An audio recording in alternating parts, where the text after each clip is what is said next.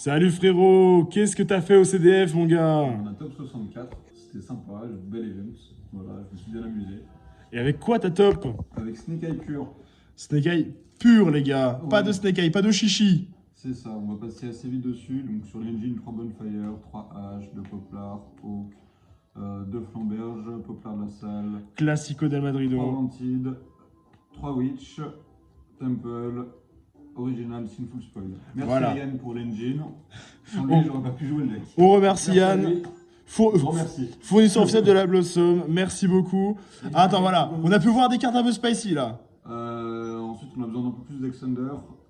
Soul, elle est bien parce que tu peux la tuto sur Dark quand on te la princesse par exemple. Ok, Et elle fait partie aussi de combos de plusieurs cartes pour certains combos qu'on post side.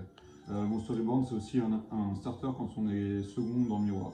est-ce que Monster Reborn t'as déjà sorti de grosses situations ou pas là? Oui. Bah, il y a certaines fois où j'avais pas d'autres plays et ça m'est arrivé round 12 justement de faire 1 pour 1 des fausses poplars. Mon adversaire me H-1 pour 1 que je fasse Monster Reborn sur poplar. Normalement ça arrive pas ce genre de situation mais c'est arrivé. C'était mon seul play. Au grind on n'imagine même pas en plus. Hein. Je l'ai jamais top deck. Quand je l'ai pioché, elle était en main de départ. Qu'est-ce qu'il nous reste? Ensuite pour le non-engine, 3 cross-out parce que c'est trop fort. Voilà, ça simule un extra play, c'est Normal. à travers des entrappes. Deux droplet main. 2 droplet main et 2 cyclone main, ça permet de trouver des solutions à certains match-ups qui sont un peu bizarres comme Voiceless. C'est ça. Ou Et des match-ups stun, et cyclone c'est génériquement bon. Voilà, c'était des bonnes cartes. pour tenter de pas se faire piéger en game 1 par des random branded ou des random Horus qui profiteraient de la game 1 pour voler la première quoi. C'est ça. Ensuite, on a joué 13 entrappes, 3 H, toutes dans des raretés différentes. J'ai jamais pioché celle avec les pieds. Ma foi, c'est un signe de bonne chance j'imagine. 3 Imperm. Classique. 3 rares, enfin c'est 2 ultras différentes. Et 3 fois sur 4, quand je la piochais, c'était la quarter. Voilà, Ma foi, la quarter est juste supérieure. Hein. 2 Veiler. Pourquoi Pareil, c'est des raretés différentes. Pourquoi pas 3? T'aimes pas l'avoir en 6ème carte? Non, c'était juste pour les ratios de hand-trap. Je pouvais pas, enfin, en fait, je pouvais pas monter plus haut. Je pouvais pas monter plus haut. Si j'avais joué d'autres cartes en non-engine que les droplets et les cyclones, j'aurais joué le troisième Veiler. Ok, ok. Deux ogres pardon, en target cross-out. Ok, et Tenpai. Et Tenpai. Et même dans le miroir, ça punit assez fortement les lignes Harbinger. Ok. Droll en target cross-out. Et des fois on la pioche, c'est bien. Mourner, Nibiru. Si je devais refaire la liste, je jouerais pas Nibiru nulle part. À part Nibiru, c'est quoi tes grosses déceptions de la liste? S'il y en a, hein. Parce que si elle a fait top 64, c'est qu'elle a tourné quand Non, même. sinon le main deck était bien. Nibiru c'était correct, mais je pense que le troisième Veiler aurait été mieux que Nibiru. Ok, ok. On passe par l'extra deck? Ouais. Je vais passer assez rapidement pareil sur la partie d'extra deck Snake Eye classique, donc Anima, Dark. les charmeuses, Ok. IP, SP, je joue Sunlight pour un combo qui est dans le side deck, Phoenix, Princesse, Hélène, Apo, Access Code, Zilantis, Raging Phoenix, Classique, vraiment classique. Goddess pour le match-up Tenpai. On fait ça sur la norme, ça marche même sous terrain. C'est ça. Et du coup, ça fait qu'avec Princesse au grève, quel que soit l'aspect sur Cayman en battle, on gagne. Et tu viens negate l'esprit du cimetière.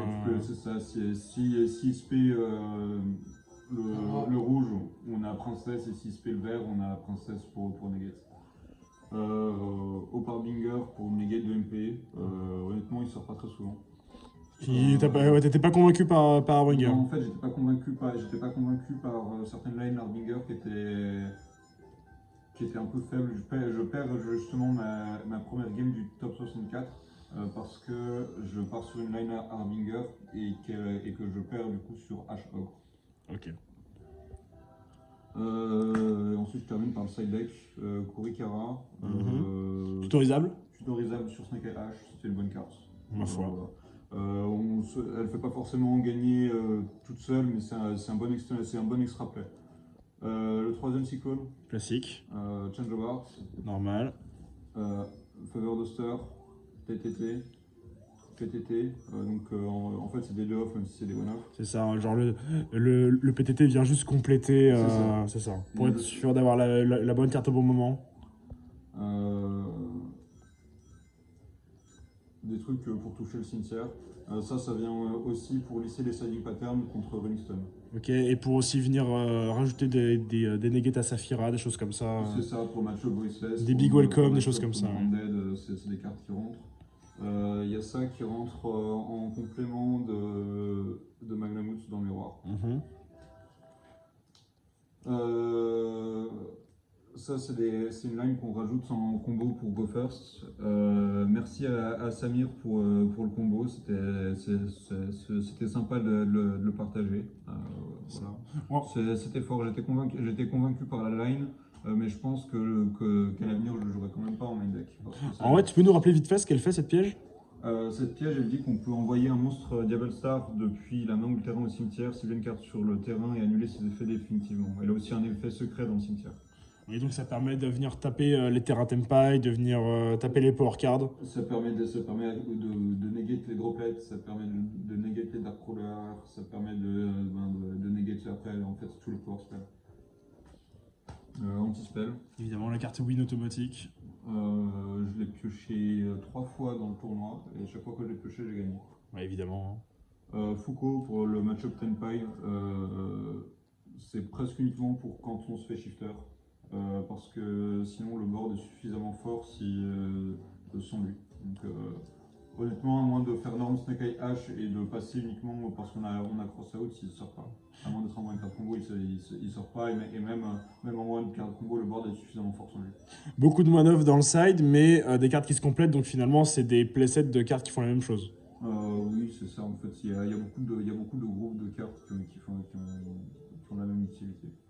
Et, je pense que si je devais refaire la liste, il y a Foucault qui rentrerait directement dans l'extra deck et Titanic Lad qui sortirait complètement. Ah oui, il a vraiment déçu, Ouais, je l'ai pas bien aimé. Et je rajouterais une autre carte en side deck, j'ai pas encore réfléchi à quoi. T'as pensé quoi du CDF en général, de l'event en lui-même?